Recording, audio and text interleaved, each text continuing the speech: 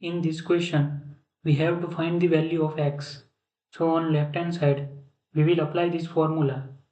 A square minus b square is equal to a plus b multiplied by a minus b.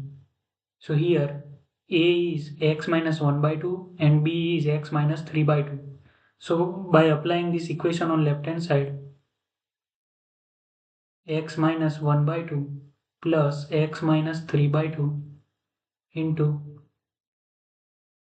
x minus 1 by 2 minus x plus 3 by 2. So here 2x minus 2 multiplied by 1.